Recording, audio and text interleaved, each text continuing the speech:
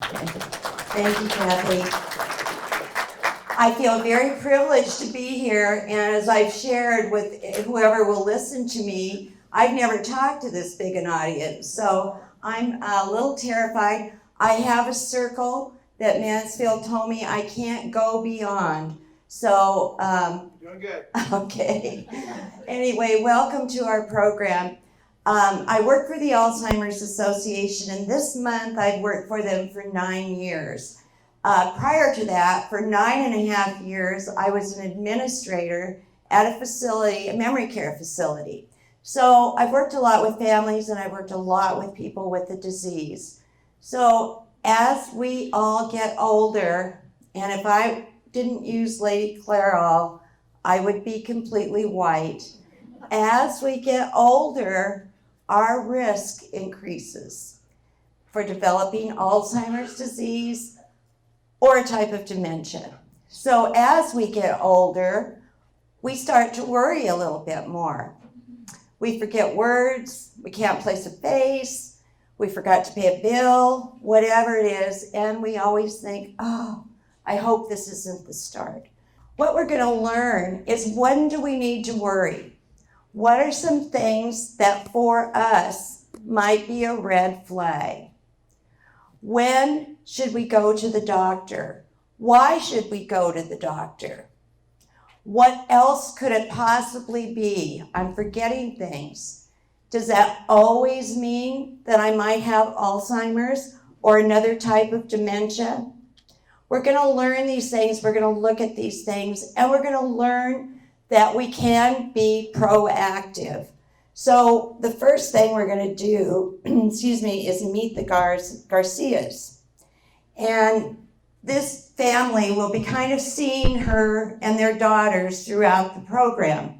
So she's a 73-year-old widow, lives at home, was a teacher. Her daughter noticing that her house, her laundry, the things that she normally did aren't quite being done like they used to be done. So she has 3 daughters, and they get together to talk about it because they're worried about their mother. They're worried about her. She keeps losing things. Aren't we a little forgetful in old age? And should they worry? Should they worry? So we're going to hear from a Dr. Salloway. I'm going to tell you right at the beginning that what we talk about today, Alzheimer's disease or any type of dementia, is not normal aging. These are disease processes. So it's not normal. We all may know somebody 100 years old who's still able to go to work, goes to the office, balances their checkbook. So we're not talking about normal aging. Dr. Salloway is a physician. As we get older, cognitive problems become more noticeable for almost everybody, and it can vary. Connected to WS190 lost 016. With age, people have trouble coming up with the word they want right when they want it.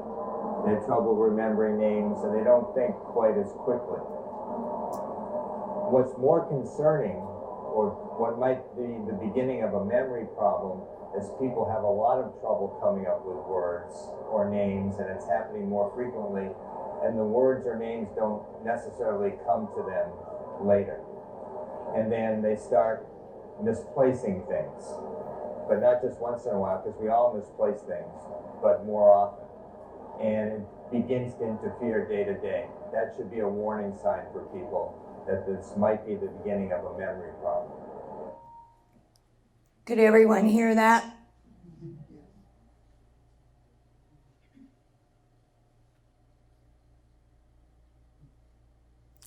We're going to talk a little bit because people interuse the words dementia and Alzheimer's.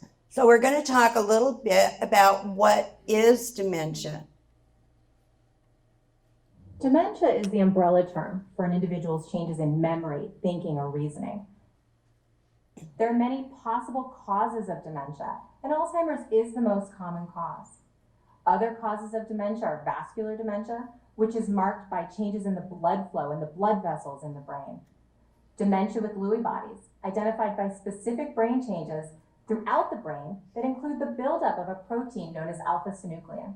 And frontal temporal dementia, which is marked by brain cell loss in the front sections of the brain or the frontal lobe. Each type of dementia may have distinct characteristics to cause specific behaviors in the individual, but there is also some overlap in behaviors among the types of dementia. There's also a dementia called mixed dementia, and that means I may have Alzheimer's disease, but I'm also having little tiny strokes or a major stroke. So my forgetfulness, my confusion, my trouble doing things is not only caused by the fact that I have Alzheimer's, it's also caused by vascular dementia. So Alzheimer's, the most common cause of dementia, vascular is second, and then a mixed dementia. More than 100 years ago, Dr. Alice Alzheimer's described specific changes in the brain, what we call the formation of plaques and tangles. Now, Alzheimer's is a progressive brain disease that's marked by these key changes and is thought to impact memory, thinking, and behavior. The brain has three main parts: the cerebrum, the cerebellum, and the brainstem. Each one plays a role in how the body functions. The cerebrum fills up most of your skull. It is part of the brain most involved in remembering, problem solving, thinking, and even feelings. There are about 100 billion nerve cells, or neurons, throughout the brain that transmit messages in order for us to create memories, feelings, and thoughts. Alzheimer's disease causes nerve cells to die, which leads to the brain tissue loss, or what we call shrinkage, and causes loss of function and communication between cells. These changes can cause the symptoms of Alzheimer's disease, such as memory loss, problems with thinking, planning, behavioral issues, and even at the end stages, problems with swallowing. Alzheimer's is not curable, it's progressive, it's degenerative, and it is ultimately fatal. It's important to know what the warning signs of Alzheimer's are and to be on the lookout. We know that we change over time, and the warning signs of Alzheimer's can be warning signs of a number of things, but when you see those in yourself or in someone you care about, it's important to check it out, to consult with the doctor, to find out what you're dealing with. Later in the presentation, we're going to talk a little bit about what else could it be, because it isn't necessarily going to be Alzheimer's. So we shouldn't stay away from the doctor because we think that's the only thing we're going to hear. Some things that cause us to be forgetful, to be confused, to have trouble doing things are treatable. So we want to go to the doctor and be treated. Find out what's wrong with us. So, the 10 warning signs of Alzheimer's. We number them 1 through 10. That's so it's easier to talk about them and to reference them. These signs do not necessarily come one sign, then the second sign, the third sign. They can come in any order. I may not even have some of the signs. So we use the numbers just to reference them, but not to say that it has to be everything that's here.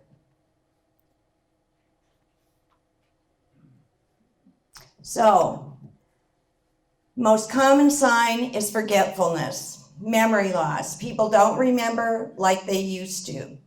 It's the first thing that people in the family notice or friends notice. And quite frequently, the person notices themselves that they're not remembering like they used to. Things that used to be easy now, I'm kind of forgetting them. So, important dates, events. I invite you to go to lunch with me, and when I get to your house, You don't remember that we're going to lunch, and you don't even remember that we talked about it. Can't think back. That would be a warning sign. Red flag. Be a red flag. People ask the same questions and tell the same stories over and over. And your tendency is to want to say, you just told me that 15 minutes ago. But they don't remember they told you that 15 minutes ago. So they'll tell it to you again.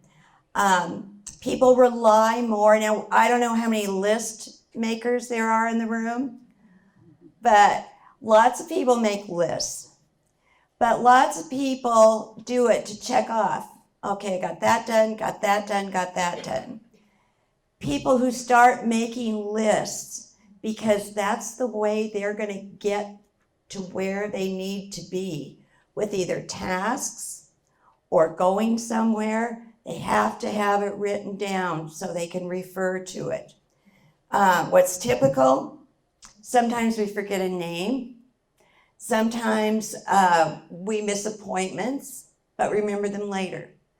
We remember them later. Think how many times that happens to you. Can't think of a word, and an hour later you think, oh yeah, that was a koala bear.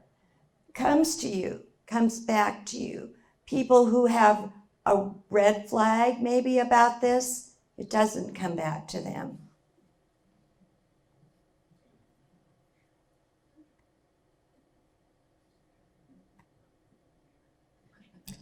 Challenges in planning or solving problems.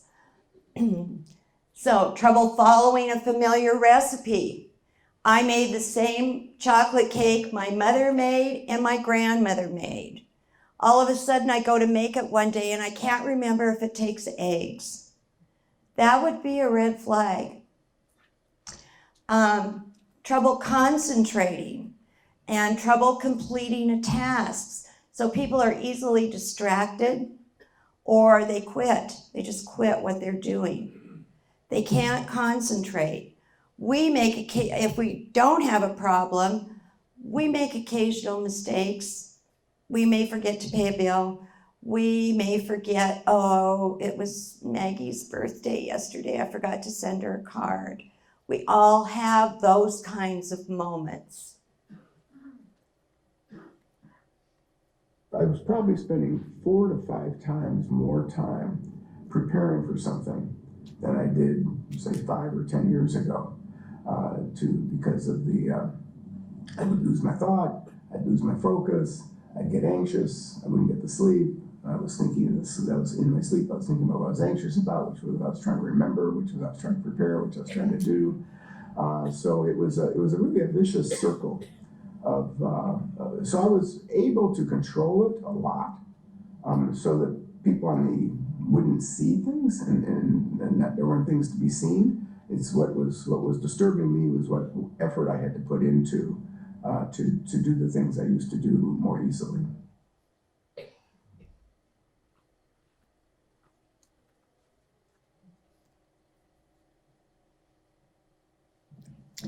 Number 3, trouble completing familiar tasks. I'm coming out of Safeway. I've gone to the same Safeway for 30 years. I can't remember if I turn left or right to go to my house. Or I'm downtown and I can't remember, how do I get on the freeway?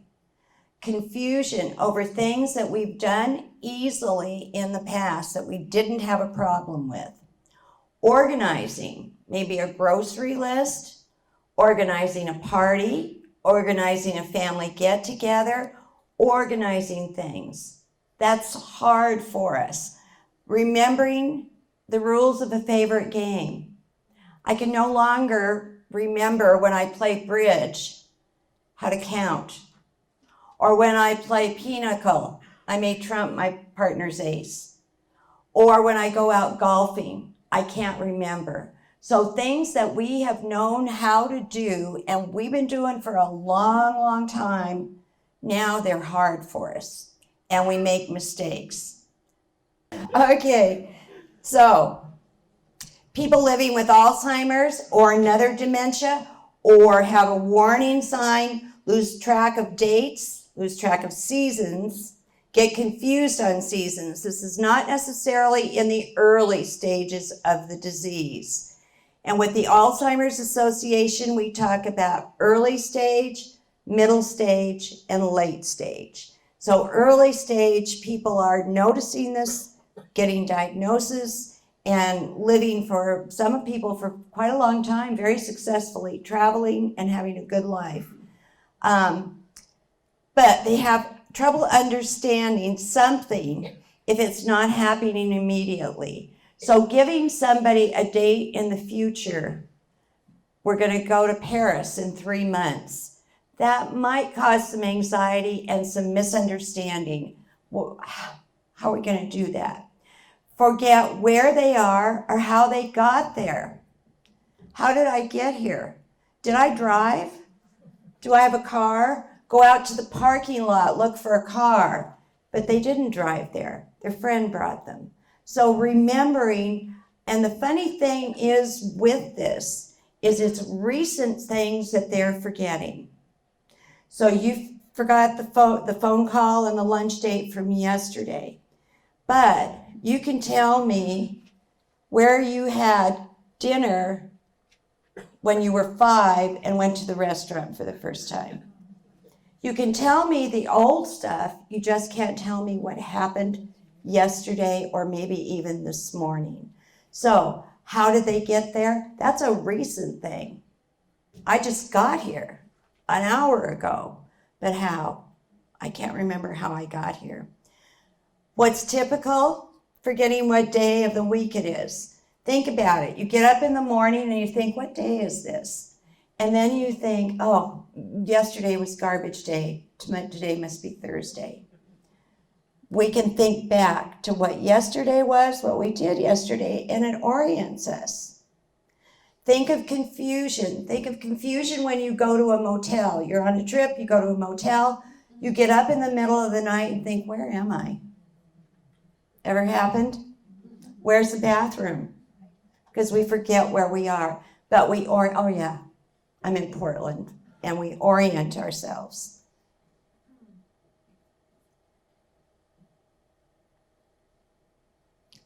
Okay, I'm almost afraid to touch this thing. There's 5. Hold it there. Hands up. I don't remember this being this difficult before. Mansfield. Okay, so trouble understanding visual images and spatial relationships. Trouble with balance, trouble reading, because words can run together, letters can run together, problems judging distance, color contrast, and cause driving trouble. Okay, so what happens here? We're driving, and I can't tell you how many people have said, my mother has dinged the car up more than I could tell you, because it's hard to tell how close you are to that light post when you go to park at Walmart. If I'm on a light colored surface and there's somebody's put a dark scatter rug there, I may think that it's a hole or a step down. When you go downstairs, and just think about it. Look at stairs when you go up them or down them. They're always carpeted, or the wood or whatever is the same color. So if you're having visual problems, when you look down those stairs, it can be hard to tell. Where does this step end? Where do I step down? It all looks the same. When we do an advocacy day in Olympia in February every year. The Capitol is all marble, black and white and swirly. We stood at the top and looked down and thought, if you had Alzheimer's, this would be very hard. It's hard to see where one stops and one starts. Where does the curb start and stop? So lots of problems with color contrast and visual problems. Alzheimer's disease is not just a disease of memory. It can affect other things too. It can affect the way that we perceive what we see. So sometimes somebody in the early stages of Alzheimer's might go to the eye doctor because they're having trouble seeing, and in fact, their vision is just fine, but the way they're perceiving what they're seeing may be difficult. There is information if you're taking care of someone or live with someone who you think this might be a problem. On alz.org, which is our website, there's a lot of information about driving because that is a huge issue. It's a difficult issue to talk about, but there's some real issues with it also. New problems with words in speaking or writing. People stop in the middle of a conversation. So they're going along talking, and then they just lose it. They can't think of where they're going with that sentence or what their thought was. People repeat themselves. So again, they'll tell you the same story 3 or 4 times. They'll ask you the same question 3 or 4 times. And sometimes it's a question we think should be absolutely obvious. I come out of the kitchen from breakfast and I say, when are we going to eat? I thought we were going to have breakfast. Because I forgot that we just had breakfast. I have no recollection of the meal. This is usually a little farther along, but it's not uncommon for people to forget what happened immediately before. Trouble with words. I can't think of the word.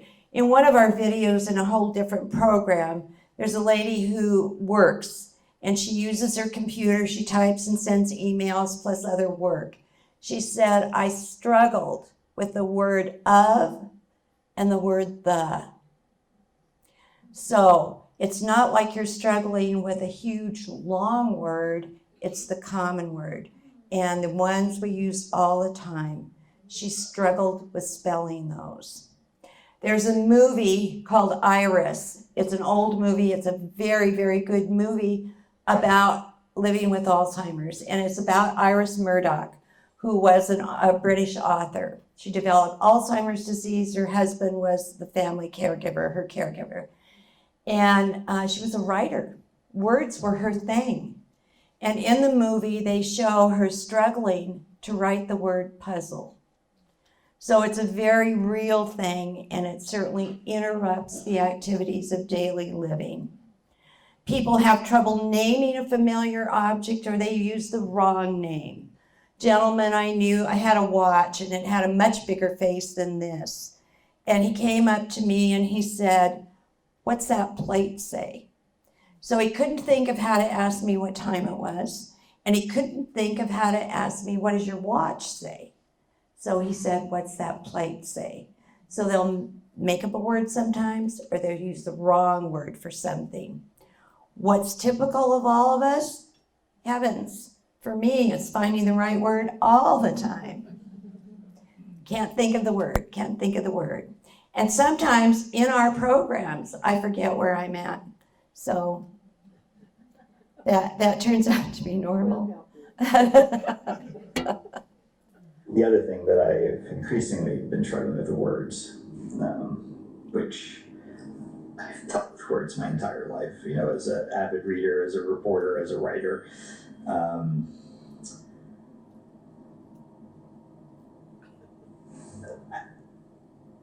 I struggle with them now. Can you see that right there? He was struggling with the word, struggling to think of a word. This man was a writer, a reporter. So words were also his life.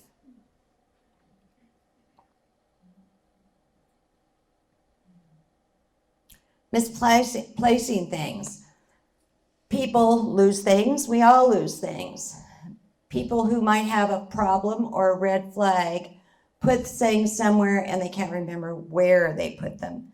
Sometimes they'll even throw them away and they don't remember they threw them away. So they can't find things. What happens? Often they'll say to the person they live with, "You took my wallet," or "You took my watch." They will accuse people living with them of stealing from them.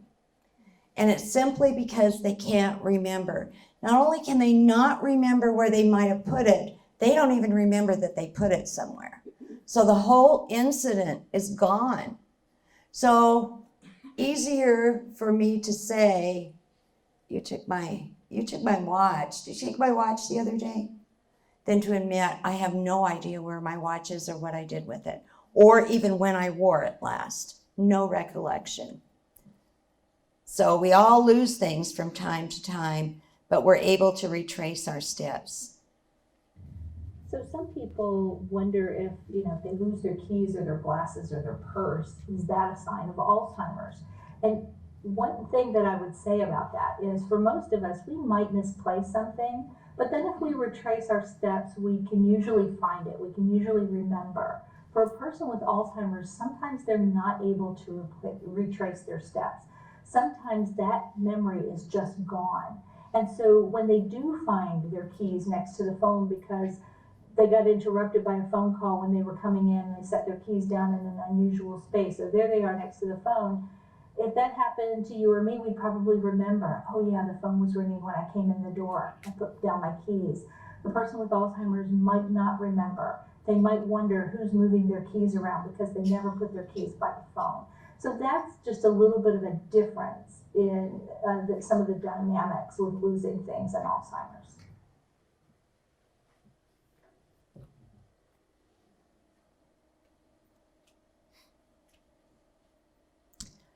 So decreased or poor judgment. Poor judgment when dealing with money.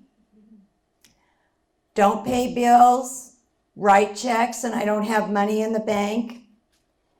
Misplace the money that I have at home, can't find it. Totally go to the store. Go to the store and walk out without paying because I forgot that whole concept of paying for what I bought. So we do a program for the Kennewick, Richland, and Pasco police. And we talk about shoplifting. Because even though they maybe walked out the door with something, it was because they didn't know it wasn't theirs, or they forgot to pay, forgot all about that whole step. So it happens, poor with money. The other place that they're really vulnerable is with telemarketers. So if you're dealing with this in your home or something, it's a good idea to find out how to stop telemarketing.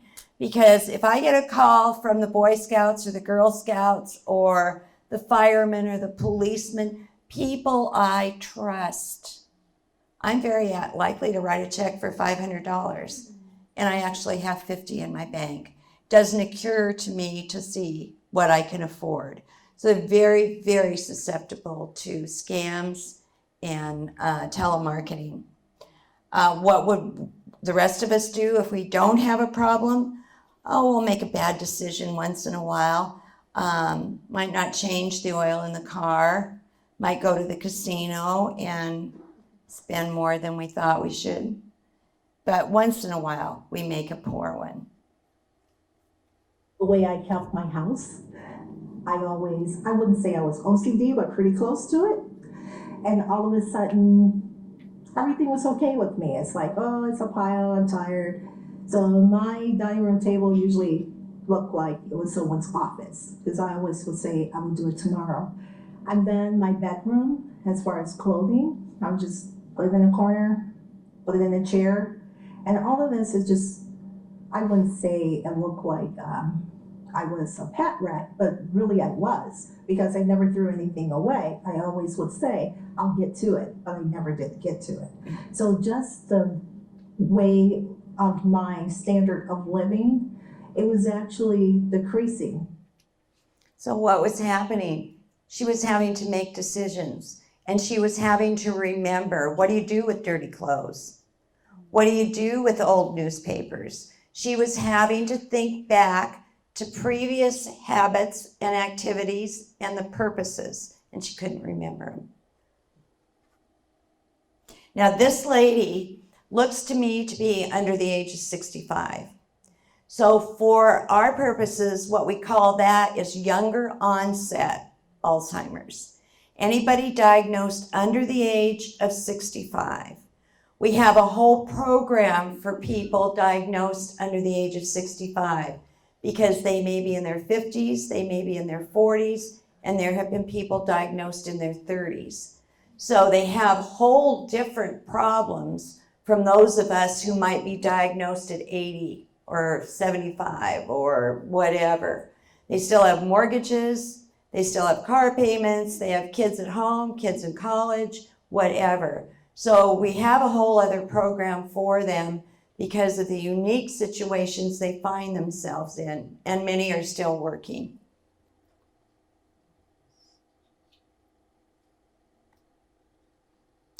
Withdrawal from work or social activities. So we're not going to go and do our hobbies anymore. We're not going golfing anymore. We're not going bowling. We're not going to lunch with our friends. We're not doing all the things that over a lifetime we have decided are fun and we love to do and we engage in.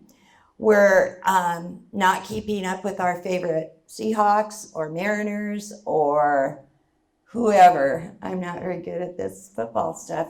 But anyway, we lose interest. We lose interest. For one thing, wasn't part of it that you remember what place they're at? How many games they've won, how many games they've lost, if you're a sports fan?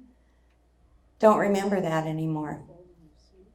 The other thing that we do is we usually watch it on TV. And no matter how big a screen we have, it's tough if you're having memory problems to remember what's happened in the whole game and to keep track of people on the field and what they're doing. So many people lose interest in that type of thing. Many people lose interest in games. They can't remember the rules anymore. They don't want to do the things that they used to do. One of the most common changes, and early on, is the person's comfort zone shrinks a little bit, and then that gets worse throughout the course of the illness. So they're less comfortable going out, they're less motivated to do things than they were in the past. So there's some change in day-to-day functioning that way. I think people also lose confidence in their cognitive abilities because they may not recognize someone or know their name or find the right word, and they'll feel awkward, and they don't want people to notice that, so they feel more comfortable at home or in situations with family where they're very, very comfortable with that wouldn't concern them.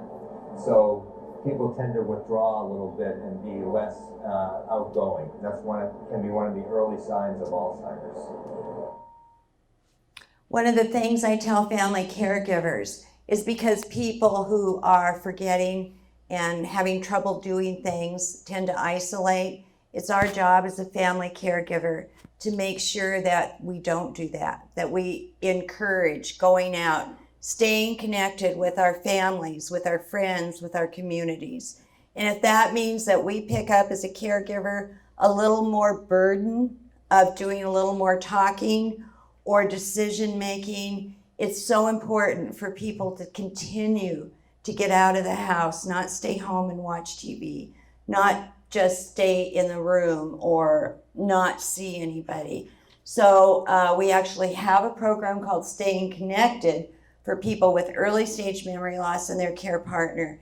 And the whole point of that is to keep people active and engaged. It's good for everybody. So sometimes we don't feel like going to a family reunion, but we're making that choice. So, not because we can't remember. Changes in mood and personality. People become suspicious, depressed, fearful, anxious, get upset at home with friends or family when they're out of their comfort zone. Comfort zone is familiar. Comfort zone means that I'm okay being here, where I don't have to do a lot of talking, where I don't have to do a lot of stuff. I can just be here and be okay. So we may develop specific ways of doing things.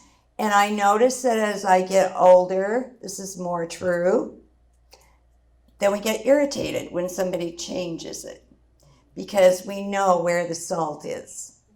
and then somebody puts it somewhere else.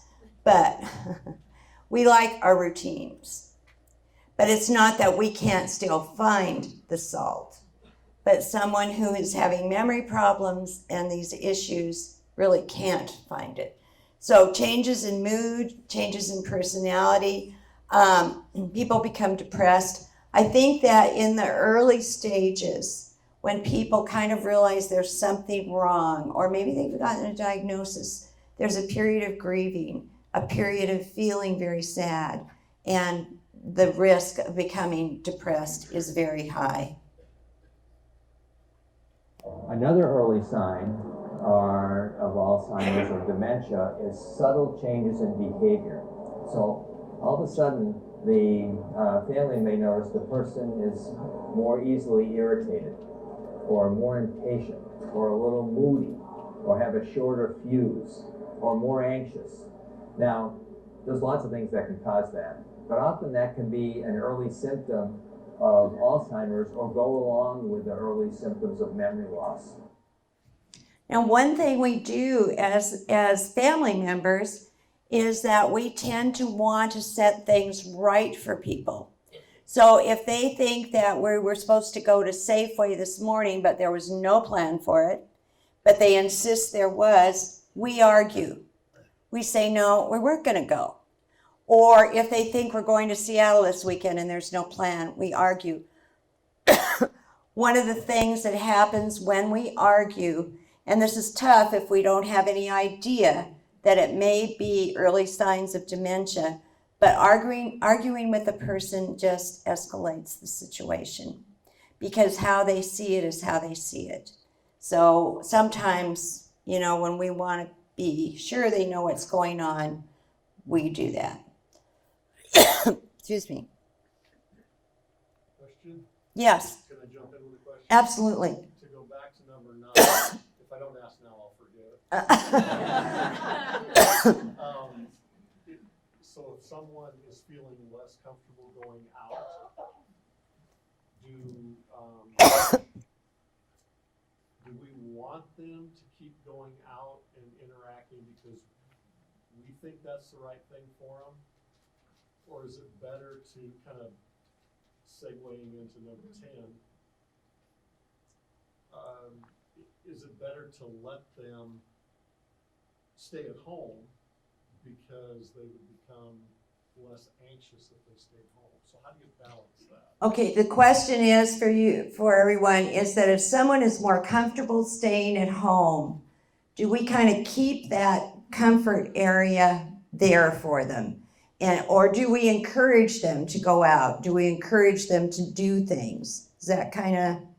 Yeah, and by encouraging them, how far do we take that to the point where it creates, that ramp up? Or, Excuse me. How do you draw that line? How do we draw the line between what's going to make them upset and still get them out? So what we have to do is we may have to change activities. So where you always used to go golfing together, and now golfing, I don't know why I use that, but you used to do golfing or bowling or whatever it was you did together, and now they don't want to do that. Change the activity. Thank you, Kathy.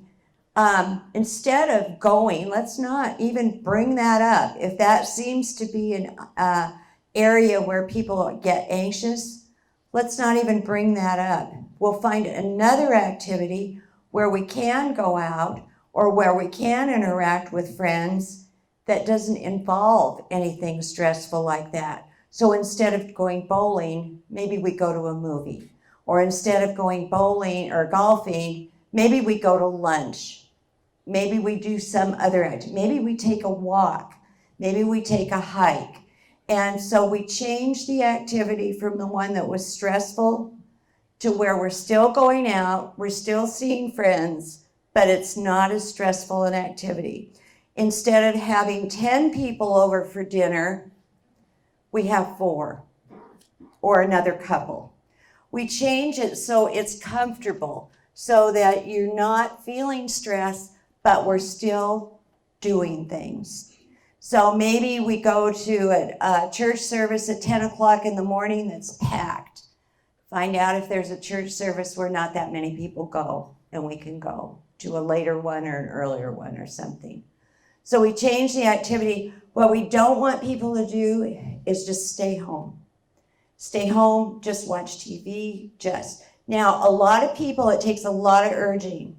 It's not that somebody's going to say, oh, okay. Not necessarily. It takes a lot of urging, and it takes a lot on the part of the caregiver to find out what's out there. Let's go to the library.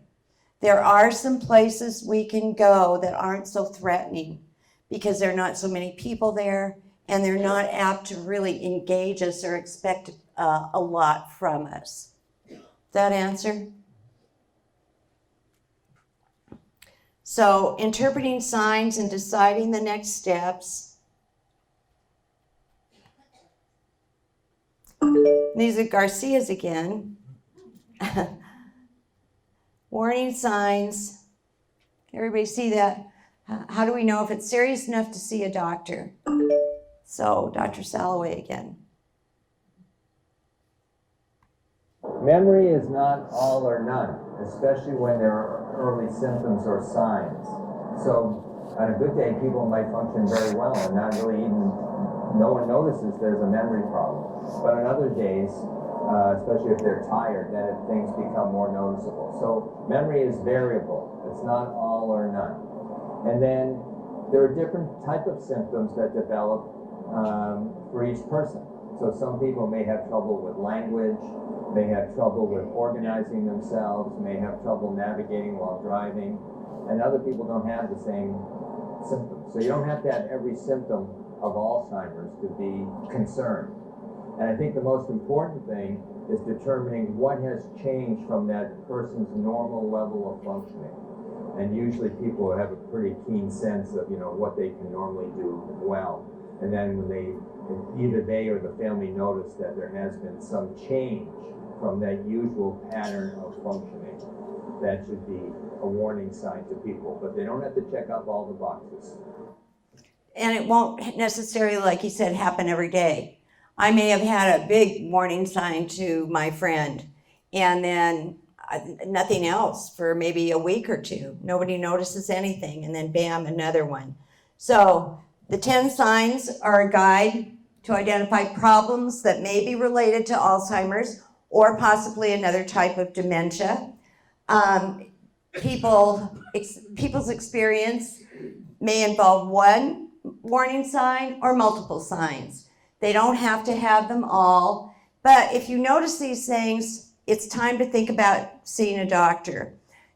I'll tell you a case that I had where I invited a friend over to watch election returns. This was back in 2016. We talked about it the week before, we talked about it the day before. Come about 5 o'clock, we'll have dinner and we'll watch the returns. 5 o'clock, nobody. 5:30, nobody. 6 o'clock, I called and I said, hey, where are you? Are you on your way? And she said, on my way where? So she didn't remember we talked about it the week before, the day before, and didn't remember that. So I called her family. And I did it because I'd noticed other little things that made me wonder, is there a problem here? But that was a big red flag to me. So sometimes you'll notice a big red flag like that. And sometimes they'll be more subtle.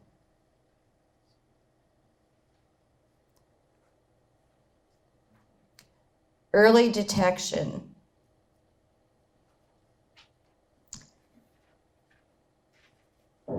It's a very interesting phenomenon that people who have memory problems are often less aware of it than family members or their friends who know them well.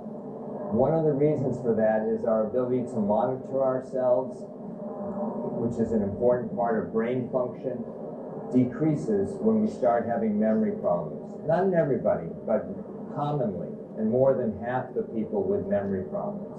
And so the person is just not keeping track of the trouble they're having day to day. But the family members are, if they're paying attention, they see, boy, this is starting to happen a lot, and the person's not aware of it. So the family's more aware, and they may talk to their loved one about it, And they say, I've noticed you've been repeating yourself. And they said, I'm not repeating myself. And that could either be due to the fact that they're not aware of it, or they may not want to acknowledge it.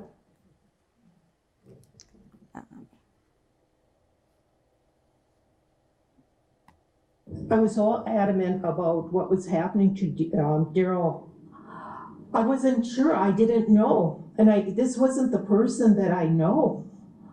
This wasn't the person. Daryl was my husband was very, he always had to be building or designing or working with his hands. And it was getting to the point where he wasn't, and he was becoming very frustrated when he was forgetting to do things or go places. So we notice things sometimes first.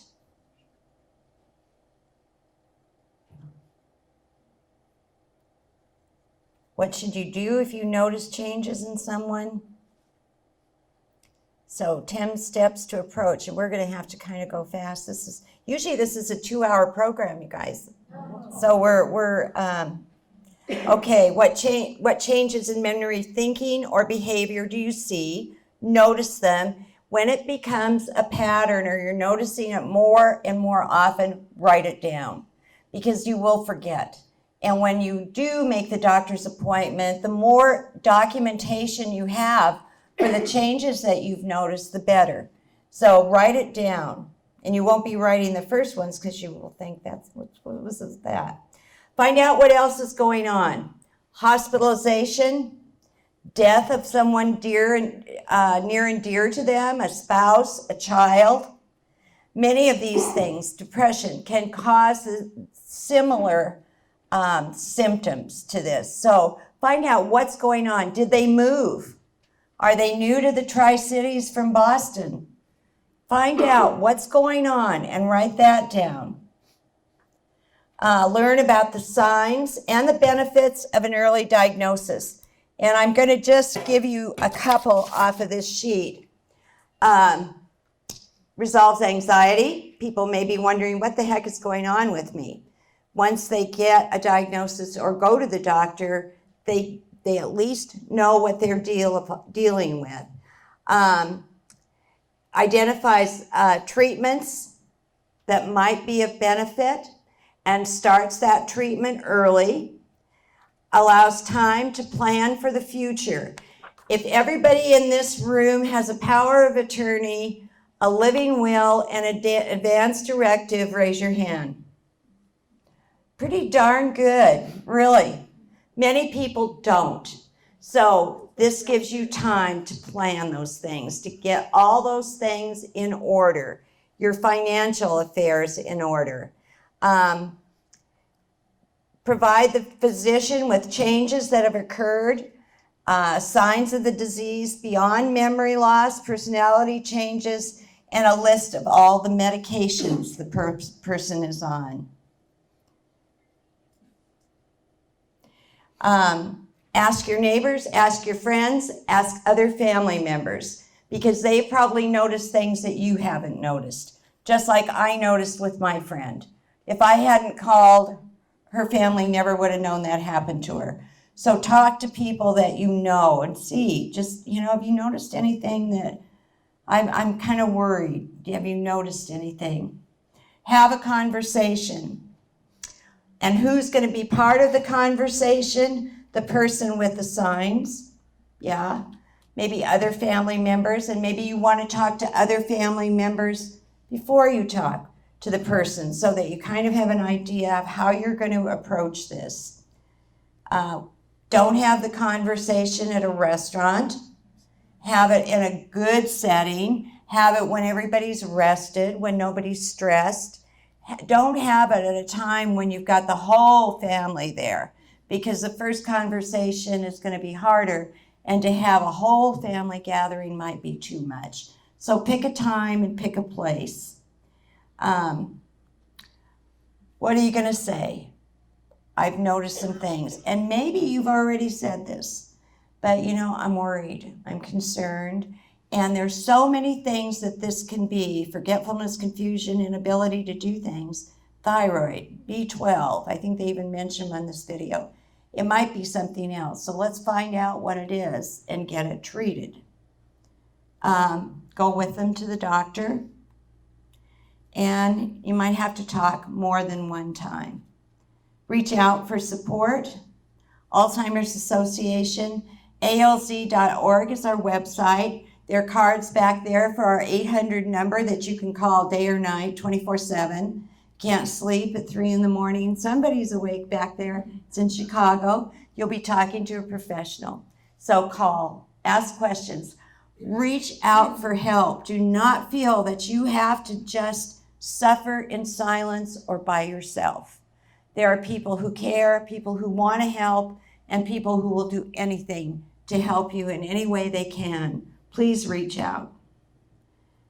See a doctor.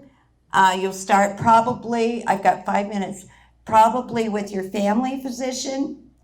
When you get through with your family physician, you may want a referral to a neurologist. You may also see a geriatrician, a neuropsychologist, psychiatrist, or a psychologist. I'm going to tell you that everything I hear from not only Tri-Cities, but Spokane and other places, it takes a long time to get an appointment with a neurologist. And what I'm hearing consistently is 6 months. So ask for the referral and make your appointment. The neurologist will probably order an MRI or some other tests. What the doctor, your family doctor, is going to do is rule out, has your thyroid? Perfect. Nope, you need thyroid medication, and then the symptoms go away. You're depressed. Depression causes people to be forgetful and not able to do things like they used to. You need B12. Go to the doctor. There are some brain tumors that cause these symptoms.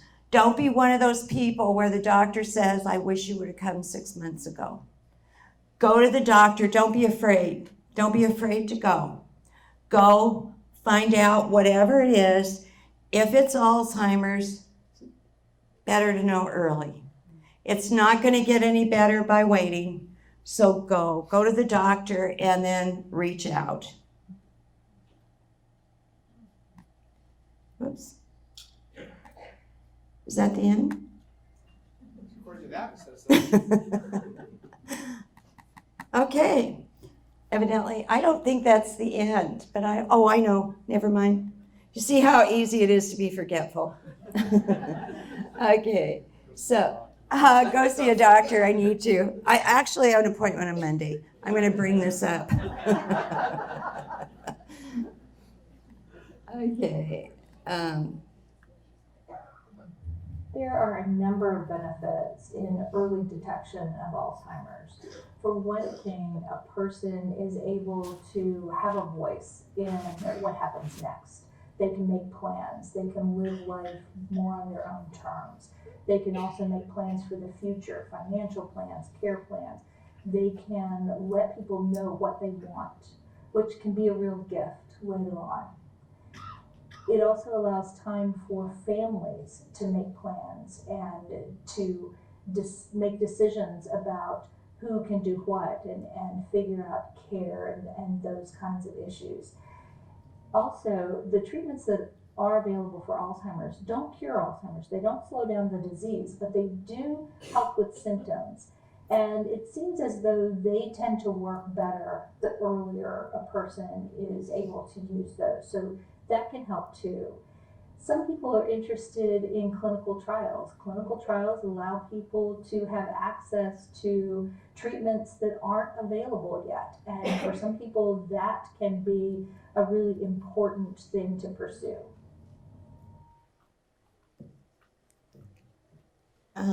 So pay attention to changes. If you see changes that are unusual, take action. Just talk about the types of concerns. And that can be hard, but out on the table, this 10 steps to approach memory concerns, the flyer's out there on the table. So feel free to take one to use it. And if there aren't enough, we can make more for you. Number of benefits to early detection, and I truly believe in it. I truly do. Because there's a medication that can help, and you get started on it earlier, your quality of life may be better for longer. So please don't be afraid. Go to the doctor.